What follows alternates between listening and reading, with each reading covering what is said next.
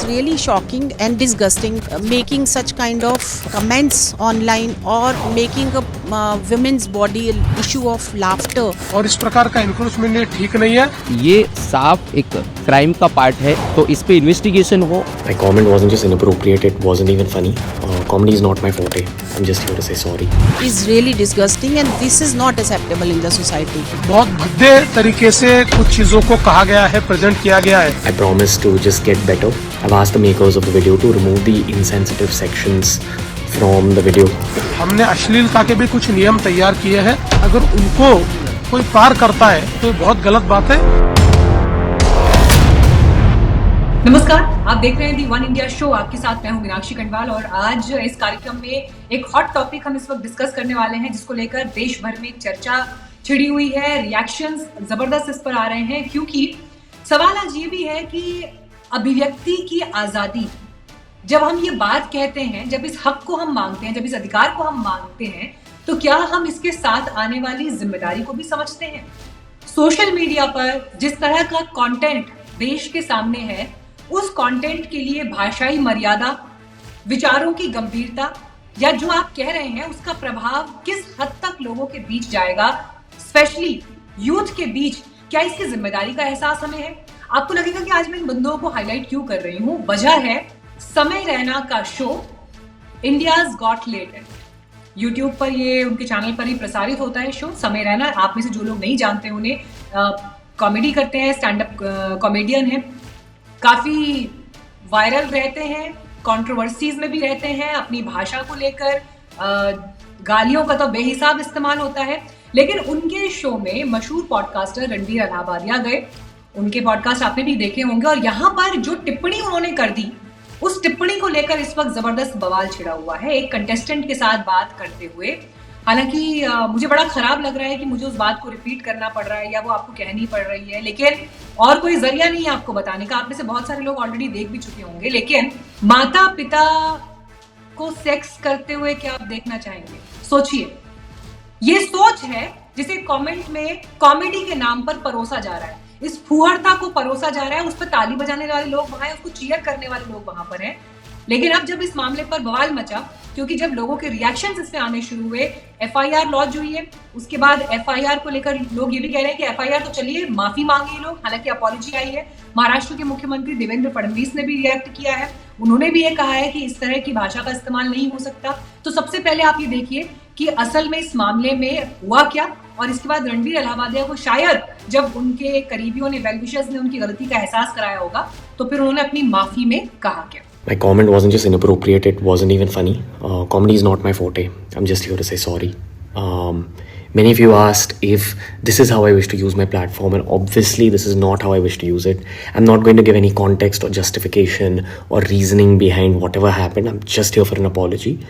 I personally had a lapse in judgment. It wasn't cool on my part. इससे ज़्यादा demeaning बातें करी गई हैं उस शो पर, तो हम रणवीर का ही क्यों उठा रहे हैं? व्यूज़ के लिए इतना नहीं करना था रणवीर को, कि गंदगी को मजाक के नाम पर लीगलाइज किया जा रहा है। इवन हम ही लोगों को हीरो बना रहे हैं जो आज तक कभी हीरो थे भी नहीं। बहुत पहले ही इस चीज़ को रोक देना चाहिए था। हम पेरेंट्स को भगवान से पहले रखते हैं और उनके लिए ऐसी बातें रखना बहुत गलत बात। मतलब वो प्लेटफॉर्म बहुत सही है, बट सेक्सुअल कमेंटिंग को अगर हम देखें तो एज अ यूथ हमें ही नहीं प्रोमोट करना चाहिए उस चीज़ को। और इस विषय पर बात करने के लिए, चर्चा के लिए मेरे साथ खास मेहमान यहाँ पर मौजूद हैं। सोशल एक्टिविस्ट बरखा त्रेहान हमारे साथ हैं, स्टैंड अप कॉमेडियन दीपक सैनी जी हमारे साथ हैं। दीपक सैनी जी को आपने कई कार्यक्रमों में इससे पहले देखा होगा, विदेशों में आपके शोज हो चुके हैं। इंडियाज लाफ्टर चैलेंज जो 3rd सीजन आया था, उसके यंगेस्ट कंटेस्टेंट भी आप रहे हैं। तो दीपक जी से आज हम इनसाइट समझने की भी काफी कोशिश करेंगे। हमारे साथ सोशल एक्टिविस्ट ऑथर राहुल ईश्वर जी भी जुड़ गए हैं, और हमारे सहयोगी फिल्मी बीट प्लेटफॉर्म से आदित्य जुड़ गए हैं, प्यार से आदि भी कहते हैं हम उन्हें। आप सभी का स्वागत है आज इस पैनल में और बातचीत में। शुरुआत में यहाँ पर सबसे पहले दीपक सैनी जी आपके साथ करना चाहूंगी। आप तो देखिए कॉमेडी को बखूबी समझते हैं, मिमिक्री कॉमेडी, जब आप मंच पर खड़े होके कॉमेडी परोस रहे हैं तो किस लिमिट तक जा सकते हैं, कहाँ पर अपनी लक्ष्मण रेखा होनी चाहिए, क्या कहना है और जो कहना है उसकी जिम्मेदारी क्या है, ये ऐसे डूज एंड डोंट्स हैं जिसपे ऑब्वियसली कोई किताब नहीं लिखी जाएगी, या जिसमें संविधान का एक पेज डेडिकेट नहीं किया जाएगा, या जिस पर एक पॉलिसी नहीं बनाई जाएगी। मैं आपसे समझना चाहती हूँ, आपने जब इस कार्यक्रम का ये हिस्सा सुना, पहला थॉट आपके मन में क्या था, और जो माफी मांगी गई है आपको लगता है काफी है? देखिए मीनाक्षी जी, सबसे पहले तो आपने बोला कि वो स्टैंड अप कॉमेडी करते हैं, तो लक्ष्मण रेखा यही है कि वो कॉमेडी नहीं है। जहां गाली आ गई वो फिर गालियां ही है, कॉमेडी नहीं है वो। ये स्टैंड अप कॉमेडियंस जिन्होंने इतना इतना परिश्रम किया है, इतनी मेहनत की है, जिन्होंने इतनी लगन के साथ कॉमेडी की 50-50 सालों तक, ये उनका अपमान होगा कहना कि ये लोग स्टैंड अप कॉमेडी कर रहे हैं। ये लोग गालियां दे रहे हैं, गालियां सिर्फ गालियां है, कॉमेडी सिर्फ कॉमेडी है। तो आपने कहा कि जब मैंने इसका हिस्सा सुना, मैंने जाहिर सी बात है कि इसको सोशल मीडिया पर ही सुना। मैं तो ऐसे शोज देखता भी नहीं हूँ, और मैं पिछले कई वर्षों से आवाज उठा रहा हूँ, यूथ को समझाने की कोशिश कर रहा हूँ। कॉलेजेस में जहां भी मेरे शोज होते हैं कि आप गालियों को गालियां मानिए, मुझे आपत्ति इन पर तो है ही जो ये लोग बोलते हैं, लेकिन जो वहां बैठ के पढ़े लिखे बच्चे तालियां बजा रहे हैं, मुझे उस पर ज्यादा दुख है। पर्सनली मेरा नुकसान नहीं कर रहे, पर्सनली तो मेरा फायदा है। ये लोग जितनी गालियां देंगे उतना मुझे लोग और ज्यादा सुनेंगे, क्योंकि मैं फैमिली कॉमेडी करता हूँ। मेरा वीडियो आप स्पीकर फोन पर भी सुन सकते हो। लेकिन ये समाज का नुकसान है, ये पूरे देश का, हमारे समाज का नुकसान है। जहां पर आप एक वीडियो देख रहे हो, छोटी छोटी बच्चियां भी इनको देख रहे हैं, बच्चे सुन रहे हैं, तो ये लोग क्या कहना चाहते हैं भाई मुझे समझ में नहीं आता। लेकिन जितना मैं इनको समझ पाया हूँ, जितना मैंने इनको रीड किया है, ये कोई एक ऐसा गैंग है जो इनके पीछे फंडिंग है, जो हमारे समाज में ये द्वेष पैदा कर रहे हैं। और कॉमेडी के नाम पर फिल्में, वेब सीरीज, सब में गालियां आ गई थी, कॉमेडी बची हुई थी। तो कॉमेडी की आड़ में ये लोग जो गालियां दे रहे हैं, पूरा का पूरा एक जरिया है, पूरा एक गैंग है जो फंडिंग लेकर ये काम कर रहा है। ये व्यूज के लिए और पैसा कमाने के लिए नहीं है। मैं इनको सलाह देना चाहता हूँ कि अगर आप व्यूज और पैसा कमाने के लिए ऐसा कर रहे हो, तो आपको गालियां देने की कोई जरूरत नहीं है। इतने गंदे शब्दों का यूज करने की जरूरत नहीं है। आप सड़क पे भीख मांग लो, 1 रुपया भी अगर एक आदमी देगा तो आप 100 करोड़ कमा लोगे। प्लीज कॉमेडी के नाम पर एक गंद फैलाना बंद कीजिए। बरखा, आपका रिएक्शन? बहुत ही स्तर जो है, मैं तो कहूंगा गिरता जा रहा है, और ये दुर्भाग्यपूर्ण स्थिति है। जो जिनको हम एडमायर करते हैं, जैसे सोशल मीडिया इन्फ्लुएंसर्स हैं, उनको ऐसी हरकतें नहीं करनी चाहिए। शुरुआत में तो ये बैक करते हैं कि हमें फॉलो करो, हमें फॉलो करो, और उसके बाद ऐसा कंटेंट बनाते हैं जो कि आप समझिए कि बच्चे भी हैं, बड़े भी हैं, कोई भी नहीं देख सकता। लेकिन समाज का स्तर जो इतना गिर गया, हम उसके बारे में नहीं बात कर रहे। यही कंटेंट देखा जा रहा है, क्यों नहीं हम इस पे कोई बात कर रहे हैं कि समाज का स्तर कितना गिरता क्यों जा रहा है। आप रणवीर की बात कर रहे हैं, यहाँ हजारों हैं। साथ में लड़की बैठी थी, वो कह रही थी कितने इंच का चाहिए उसे, और क्या क्या बोला उसने, बहुत ही भद्दा मजाक था वो। ऐसा कंटेंट परोस रहे, क्योंकि ऐसा कंटेंट देखने वाले हैं, बहुत भारी संख्या में देखने वाले हैं। ये वीडियोस वायरल होती है, इससे पैसा कमाया जाता है। ये पैसे कमाने की होड़, वायरलिटी करने की होड़ में ये कितना स्तर गिरता जा रहा है, ये इतना दुखद है। कोई एक रेगुलेट कमिटी होनी चाहिए जो इसको देखे, मॉनिटर करे। और ये मैं बहुत सालों से कह रही हूँ, मैं अभी नहीं कह रही, बहुत पूरा ट्विटर पॉर्न से भरा हुआ है, लेकिन कोई रेगुलेशन नहीं है। सारे सोशल मीडिया प्लेटफॉर्म्स पे पॉर्न भरा हुआ है, कोई नहीं देख रहा, क्योंकि अब छोटे छोटे बच्चे, कॉलेज के बच्चे इनको देखते हैं। ऐसे सोशल मीडिया पे कितने हजारों लाखों की संख्या में बैठे हुए हैं, और यही कंटेंट बिक रहा है, यही कंटेंट जा रहा है। हमें इस पे रोक लगानी चाहिए। जो उन्होंने अपॉलॉजी करी है। मनोज मुंतशिर ने कहा कि कॉमेडी का वो स्तर जिसने मानवता का स्तर गिरा दिया है, कोविड से ज्यादा खतरनाक वायरस है। बहुत सारे लोग सोशल मीडिया पर इस बात को कह रहे हैं। नीलेश मिश्रा मशहूर स्टोरी टेलर हैं, और जो कंटेंट वो क्रिएट करते हैं उसको देखने वाले काफी लोग हैं। उन्होंने लिखा कि ये जो एक इकोसिस्टम है, जो ये आर्थिक मॉडल उन्होंने पॉडकास्ट के जरिए, सोशल मीडिया में इस तरह की शोज के जरिए खड़ा किया है। चलिए, जहां तक आप एक कंटेंट परोस रहे हैं वो एक अलग बात है, लेकिन फिर उसकी भाषाई गरिमा, उसकी मर्यादा को कौन देखेगा?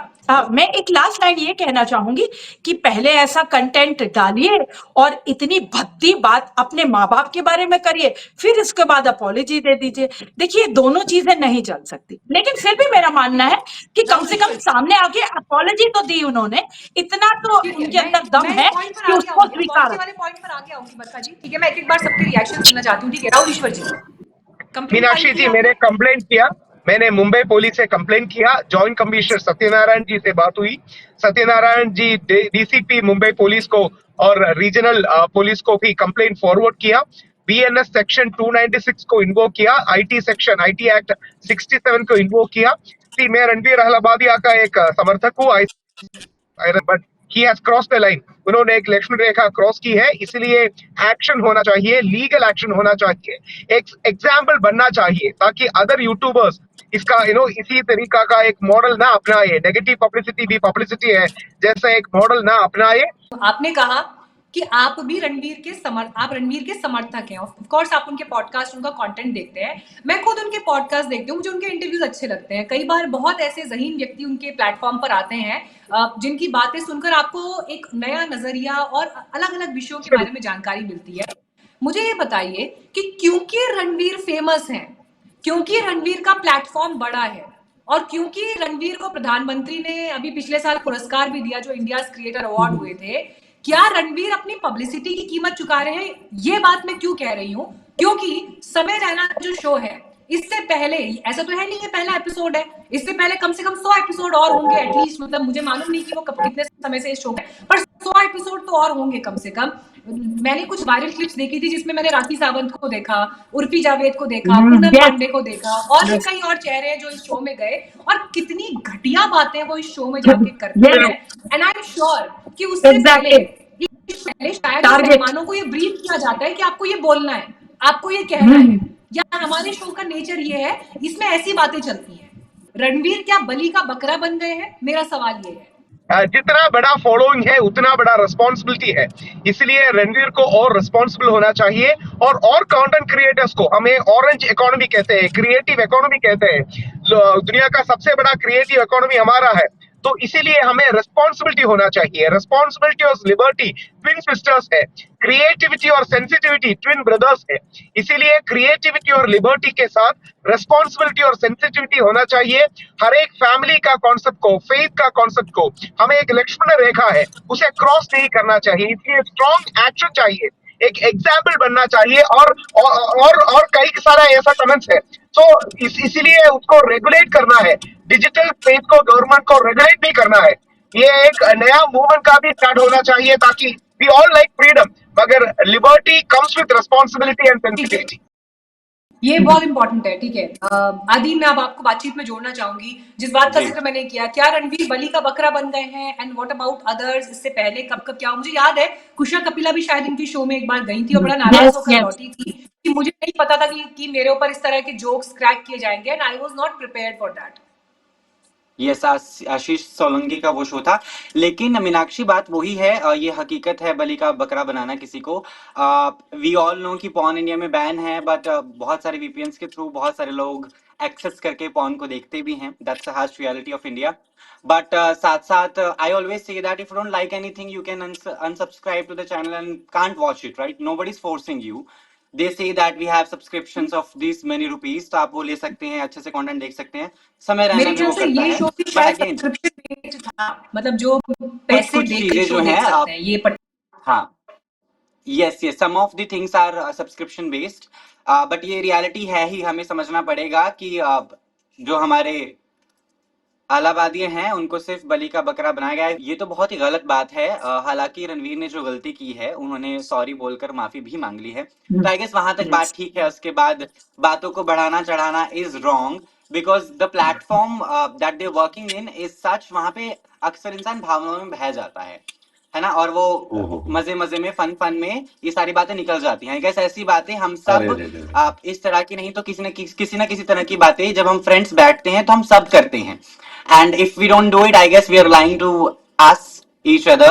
That's a reality. एक चीज एक होकर परफॉर्म की जा रही है ना, there is a difference between these two things. आप एक कमरे में बैठकर दो लोग आपस में क्या जोक्स क्रैक कर रहे हैं, फोन कॉल पर क्या बात कर रहे हैं, वो पर्सनल स्पेस हो सकती है। लेकिन मंच पर जहां सो कॉल्ड जजेस बैठे हैं, मतलब जज कहने पर शर्म आ रही है मुझे, जहां जजेस बैठे हैं, जहां पर यूथ वाली ऑडियंस बैठी है, और फिर हम देखिए जब मोबाइल की बात आ रही है, हमें नहीं पता कि मोबाइल का एक्सेस, यूट्यूब का एक्सेस किन किन लोगों के पास है। टीनेजर्स के पास है, यूट्यूब का एल्गोरिदम कैसा हो सकता है और कम एज के लोगों के पास भी हो।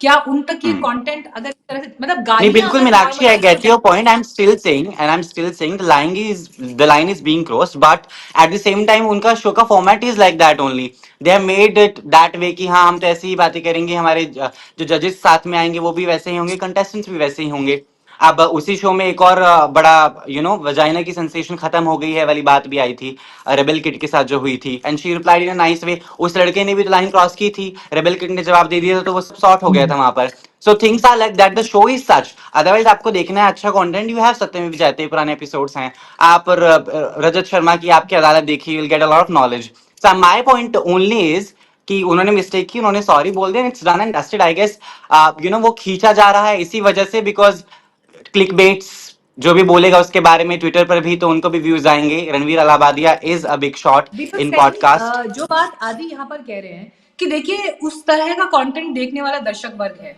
उन्हें वो देखना है पर क्या भारत एक देश के रूप में एक समाज के रूप में क्या हम इस तरह के कार्यक्रमों को एक सार्वजनिक मंच कंटेंट की दुनिया में देने के लिए तैयार हैं और अगर हम तैयार हैं चलिए इस पर भी बात कर लेते हैं अगर हम तैयार हैं जब YouTube पर कोई सेंसरशिप नहीं हो रही है तो फिर फिल्मों में किस बात की सेंसरशिप हो रही है लक्ष्मण रेखा कहाँ है आप बिल्कुल लक्ष्मण रेखा ही खींचनी पड़ेगी आप बिल्कुल ठीक कह रहे हो कि अगर वो देना ही है अगर आपने गालियां देनी ही है और आपको इसकी अभिव्यक्ति की आजादी चाहिए तो फिर आप उसमें लिखिए गालियां स्टैंड अप कॉमेडी मत बोलिए उसको फिर आप ये बोलिए कि यहाँ गालियां दी जाती हैं जिसको गालियां सुननी है अपने माँ बाप के साथ टिकट खरीद के जाए और सुने आप उसको कॉमेडी मत बोलिए ना फिर मैं एक कॉमेडियन हूँ कॉमेडी का हमने सरस्वती की आराधना की है ऐसे कंटेंट नहीं बनता है ये गालियां इसलिए दे रहे हैं क्योंकि इनके पास शब्दों का अभाव है इनके पास वोकेबलरी नहीं है इनके पास ज्ञान नहीं है नॉलेज नहीं है इनके पास इसीलिए गालियां सबसे आसान तरीका है हंसाने का मैं भी गालियां दूंगा आप तीनों हंसोगे आप कंटेंट बनाइए ना इसको फिर कॉमेडी मत बोलिए कंटेंट मत बोलिए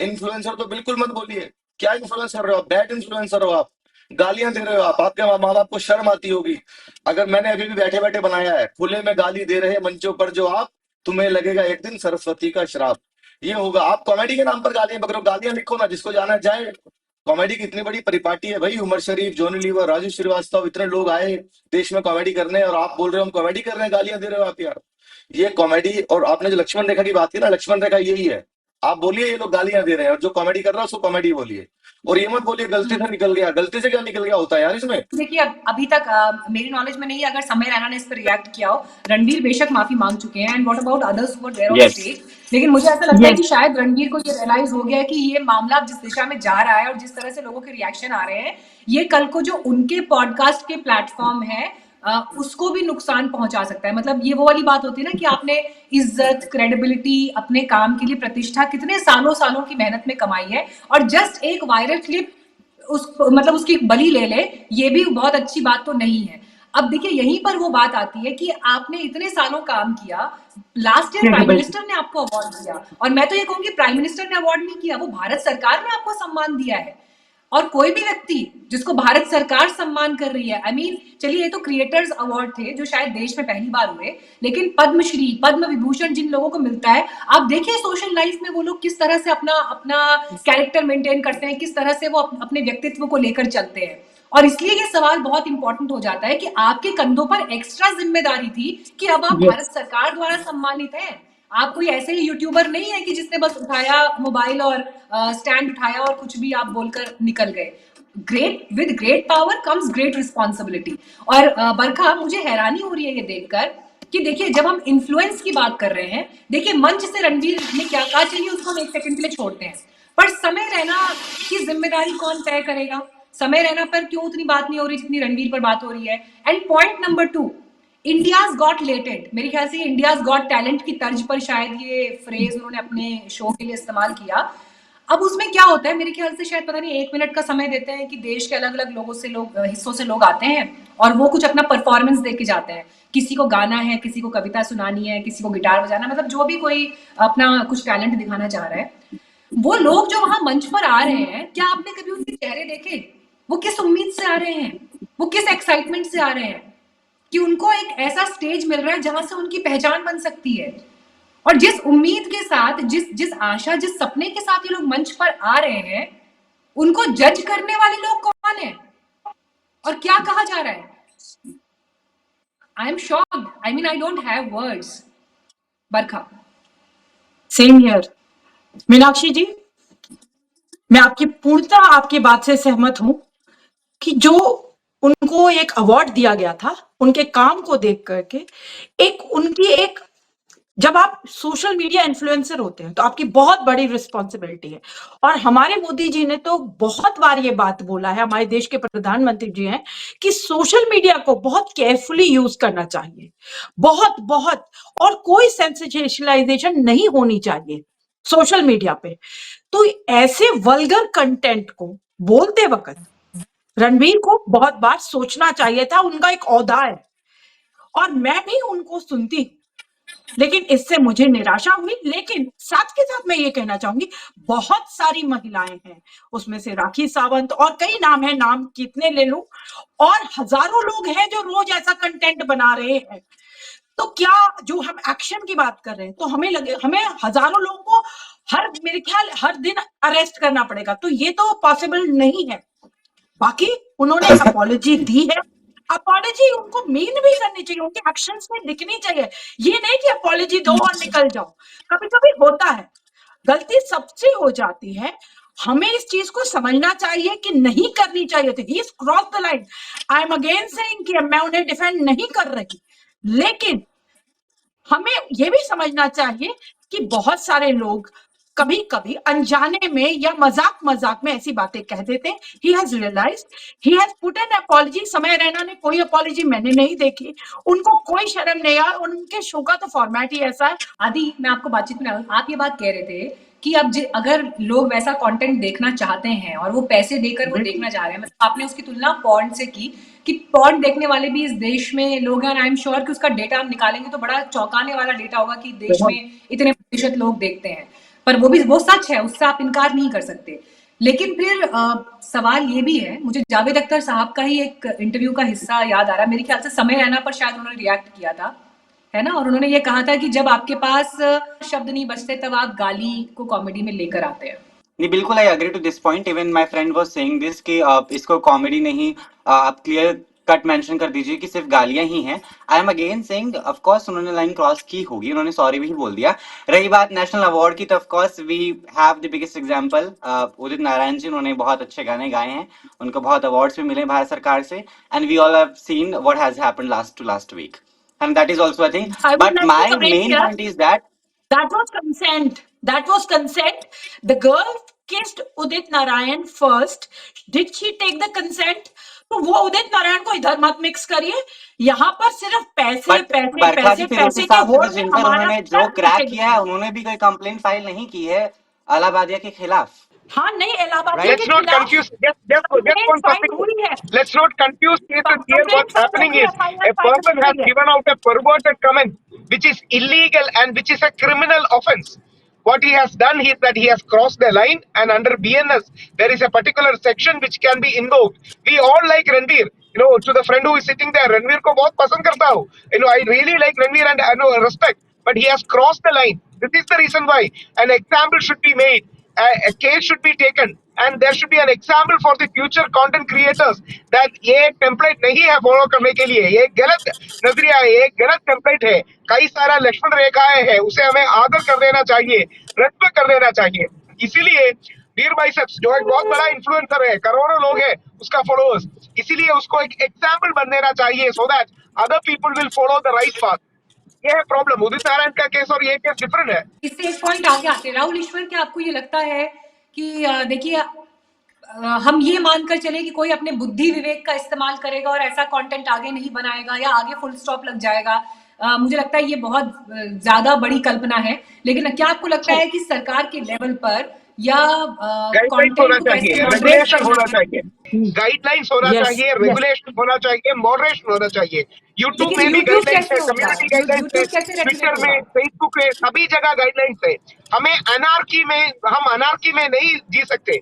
anarchy is a serious issue, anarchy नहीं होना चाहिए, इसलिए गाइडलाइंस, मॉडरेशन और रेगुलेशन होना चाहिए, रिस्पॉन्सिबिलिटी होना चाहिए। आदि, मुझे ये बताइए कैसे यूट्यूब को रेगुलेट किया जा सकता है, आपको ऐसा लगता है? देखिए वो तो impossible, we all know that YouTube has their own ways of working. हालांकि वो भी बहुत सारी गालियां गलौज को, हम खुद मीडिया में हम काम करते हैं तो हमें भी पता है कौन कौन से शब्द पे कौन कौन से गाइडलाइंस के बाद इश्यूज एंड वायलेंस इश्यूज आते हैं, that is all there. But I guess ये खैर हमारी भारत सरकार को सोचना चाहिए, अगर सीएम यस जी को और बाकी लोगों को बहुत ही प्रॉब्लम है ऐसे कमेंट से, जो कि सही भी होगा बहुत लोगों के लिए, फिर उनको ही अपने लेवल पे वो सारे रेगुलेशंस आप बात कीजिए फिर मिनिस्ट्री ऑफ इंफॉर्मेशन ब्रॉडकास्टिंग से, एग्जैक्टली उनको बोलिए कि everything has to exactly go through them. फिर अनुराग कश्यप की ठीक फिल्मों पे जितने बैन्स लगाए जाते हैं उन पे अग्री बंदूकों अग्री को दिखाया अग्री जाता है, ऑल ऑफ दैट।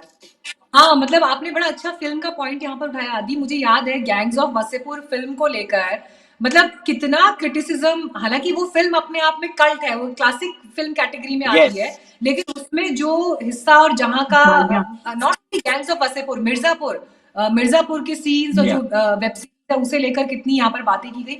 तो देखिए अब यही वो सवाल है कि अगर आप मॉडरेट करेंगे तो कैसे करेंगे, क्योंकि एक तरफ हम देख रहे हैं मंच से गाली नुमा कंटेंट परोसा जा रहा है, लेकिन फिर एक फिल्म जो बनी है मिर्जापुर के बैकड्रॉप में, गोरखपुर का इलाका अगर आप दिखा रहे हो या बनारस क्षेत्र को आप दिखा रहे हो, मतलब बनारस में तो अब जब गालियों की बात आएगी तो वहां पर भाषा में किस तरह से, वहां के भाषाई अंदाज में, वहां के लिंगों में कैसे क्या चीजें बोली जाती हैं, तो फिर भारत का स्वरूप अलग अलग क्षेत्रों में अलग तरह से हो जाता है। दीपक इस पर रिएक्ट करना चाहते हैं। जी दीपक। जी, मैंने अभी आपको थोड़ी देर पहले बताया था कि एक पूरा गैंग है जो हमारी संस्कृति पे वार कर रहा है। आपने कहा मंचों पर गाली, मिर्जापुर सीरीज में एक सीन है जब वो कवि कवि सम्मेलन में गालियां दे रहा है। आपने कितना कौन से कवि सम्मेलन में गालियां सुनी है ऐसी नॉर्थ इंडिया में, बताइए। तो यानी कि एक चीज बची थी, पर्सनली मंच, मैंने तो नहीं हास्य का मंच सुनी, बचा, और मुझे लगता है हास्य ऐसा का मंच कार्यक्रम बचा। अटेंड भी नहीं कर पाएंगे। यस, हास्य का एक मंच बचा था, हास्य कवि सम्मेलन और स्टैंड अप कॉमेडी, जहां पर गालियां नहीं थी। फिल्मों में उसको प्रोवोक किया गया है कि देखो ऐसे ऐसी कविताएं सुनाओ, और ये दो दो कौड़ी के छपरी लोग आ गए हैं, कॉमेडी के नाम पर गालियां दे रहे हैं। इसको सिर्फ गालियां बोलिए, कॉमेडी मत बोलिए प्लीज आप।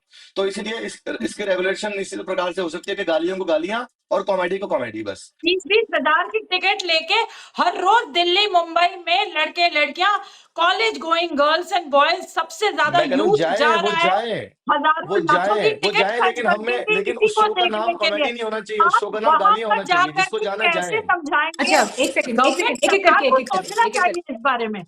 बता जी, एक सेकंड सरकार को जी, आदि आप अपना जरूर कमेंट करना कंप्लीट करिए, चाहिए। आप कुछ कह रहे थे, एक करके please, one G, by one. आदि। Yes Deepak, I just wanted to say this only कि I get all of that, and जैसा हमने बात भी की कि YouTube guidelines and all of is there, violence के नाम पे तो हमें सब कुछ दे दिया जाता है, वीडियो डाउन हो जाती है, हम तो फेस ही करते हैं वो सब कुछ, बट सच कंटेंट के लिए भी आई गेस ये सब प्रोविजंस होंगे। मैं अगेन पॉइंटिंग ओनली दिस, जो हो गया आई गेस उसको भूलकर the guy has come out and उन्होंने सॉरी बोल दिया है आई गेस। और we being media is addressing this issue in all of us, हम 4-5 लोग बैठे हैं, हम डिस्कस कर रहे हैं, दैट्स इनफ। अगर हम इसको और ड्रैग करेंगे इसका कोई अंत होगा नहीं, क्योंकि उस इंसान ने जिसने वो गलती की सॉरी बोल चुका है वो, and I guess he will make sure it doesn't happen again.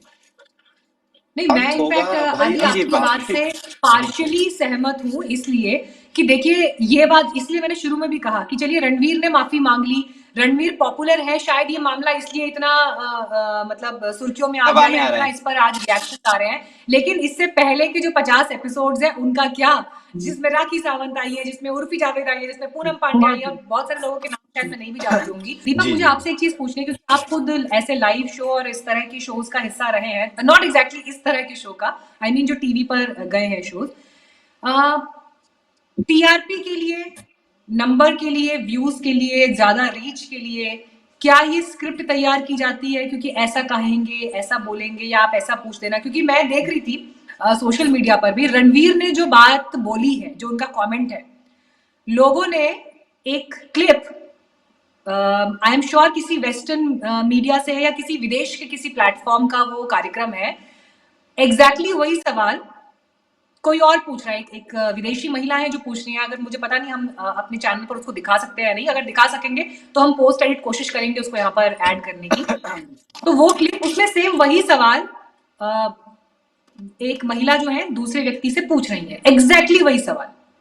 इसका मतलब जो मेरे को समझ में आया वो ये कि शो को कूल दिखाने के लिए, शो को इंप्रेसिव बनाने, सो कॉल्ड इंप्रेसिव बनाने के लिए रणवीर को या तो रणवीर खुद वो रिसर्च करके लेकर आए, या समेर राणा ने उनको रिसर्च करके दिया, लेकिन इतना तय है कि वो गूगल किया गया है, कहीं से खोज कर उठाया गया है और उसके बाद उसको आगे परोसा गया है, स्क्रिप्टेड। ऐसा होता है क्या? मैंने आपको वही कहा है। एक तो ये जो गालियां दे रहे हैं कॉमेडी में, वो इसीलिए दे रहे हैं, उनके पास अपना कंटेंट है ही नहीं। जिसके पास शब्द होंगे, हास्य बोध होगा, वो वैसे ही हंसाएगा, नेचुरल हंसाएगा, वो उसको गालियों की जरूरत नहीं पड़ेगी। और गालियों में भी इनके पास कंटेंट नहीं है, वो भी विदेश से लेके आ रहे हैं, आप खुद बता रहे हो। तो इनके पास फिर है क्या क्रिएटिविटी? इनके पास सिर्फ एक स्टैंड है, एक माइक है और एक कैमरा है, और बाकी वही छपरी क्लास चौराहों वाली गालियां हैं जो लोग गली गली में दे रहे हैं। और अभी भाई साहब कह रहे थे कि इसका अंत कैसे होगा, तो मैं इनको बता दूं, अंत होगा। आप भी यही है, हम भी यही है। ये देश हमारा थोड़ा धीरे से जागता है, लेकिन जब जाग जाता है तो फिर सामने वाला भाग जाता है।